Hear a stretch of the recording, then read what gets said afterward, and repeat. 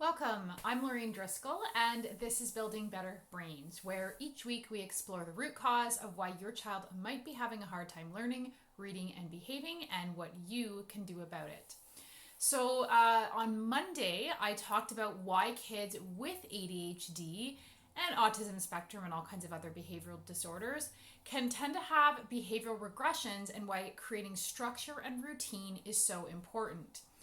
The other area that needs to be addressed is why kids can become more overstimulated or have more challenging behaviors in the summer and what you can do to avoid that. So this is what I call, my first one is the number one reason why kids can regress. So besides creating structure and routine, the very next place to start is eating. So keeping it clean. So parents often notice their child with ADHD is particularly sensitive to foods high in sugar, food coloring, and other preservatives. They are even more astounded at the difference in behavior once they eliminate these foods and are even more convinced once they add it back in and their child turns into a Tasmanian devil and they suddenly remember how much their child has improved by removing those foods. So not only does food coloring and sugar spell disaster in terms of behavior for kids with ADHD, it is super addictive. Like Christmas holidays, summer can be a nightmare when trying to maintain a healthy diet for both kids and adults alike.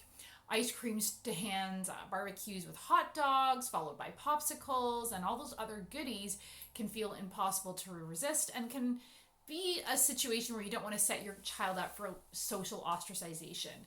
So what I tell clients is to try to eat as healthy as possible when you're at home and save the treats for outings. However, don't allow outings to become an opportunity for, complete self-sabotage and to destroy all of your efforts. Try to avoid having treats at every outing and make the healthier choice when possible.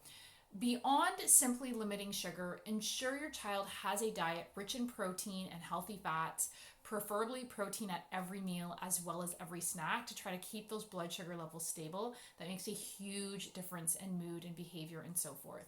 So protein-rich breakfast can set kids up for success like nothing else.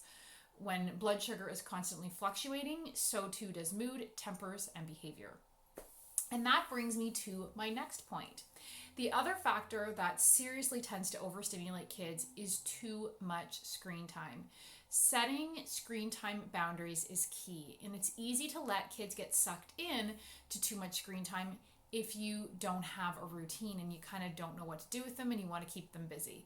Nothing hypnotizes kids more than screen time, and while it can be enticing to have hours of time when your child is quiet and engaged, the after effects are often not worth it.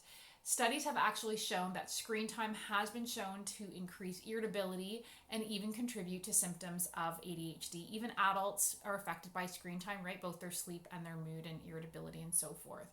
So the more time that children and adults spend on screens, the shorter their attention span, memory, as well as their ability to stay interested in other activities. Keep in mind that screen time is less the problem and unlimited screen time is the actual problem. The more kids understand that they get 30 to 60 minutes a day, whatever it is you decide, and that this is a non-negotiable, the less they will fight you on it and so forth. So just stick to your guns.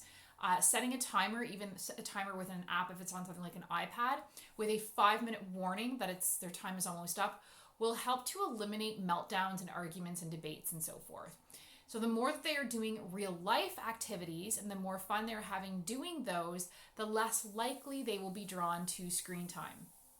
So how do you get them to buy into less screen time if bad habits have already been formed? So Playdates, my next point. Playdates with friends are especially important for kids with ADHD and autism spectrum disorder if they have difficulties socially or with making friends, and this is often the case with these kids.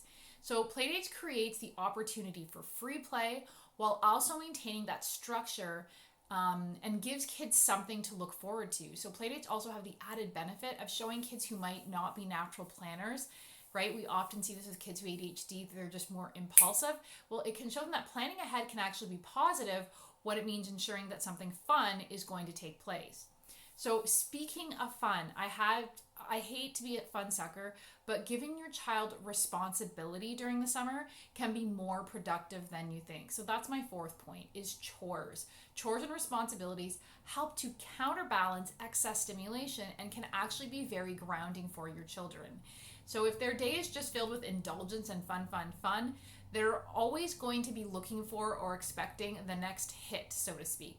Having chores is the counterbalance to the fun and just creates an overall really nice balance. So more than that, kids not only need responsibilities to teach them work ethic, but also because it gives them a sense of purpose and meaning despite their likely resistances.